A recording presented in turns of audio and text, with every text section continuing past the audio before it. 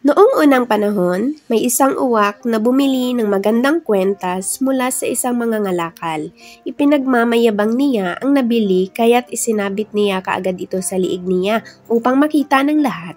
Pagkaraan, lumipad siya sa malayo hanggang sa nakarating sa isang magandang maliit na hardin.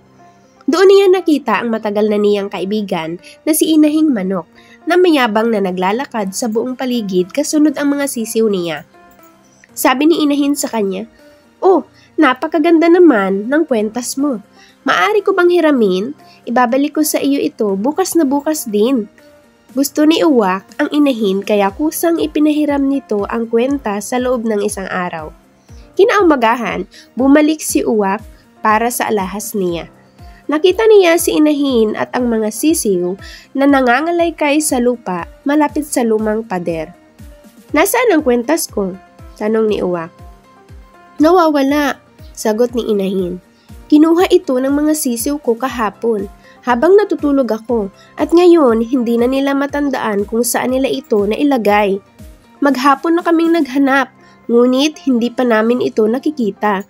Kailangan bayaran ito ninyo agad," wika ng Uwak. "Kung hindi, pupuntahan ko ang hari at sasabihin kong ninakaw ninyo ang kwintas ko." Natakot ang Inahin sa sagot nito. Nagsimula siyang mabahala kung paano siya makakaipon ng perang kailangan. Ang Uwak na papunta noon sa isang pesta ay may nayayamot na nasabi, "Kukuhanin ko ang isa sa mga sisiw mo kada araw bilang kabayaran sa utang mo. Kapag nahanap mo ang kwentas, ibigay mo kaagad sa akin. Saka ko lang titigilan ang pagkain sa mga sisiw mo." Napilitang makontento ang Inahin sa kasunduang ito sapagkat kung tatanggi siya, baka magbunta ang Uwak sa hari. Hanggang ngayon, makikita mo na magkasama ang Inahin at ang mga sisiw na nangangalaykay sa lupa sa paghahanap sa nawawalang kwentas.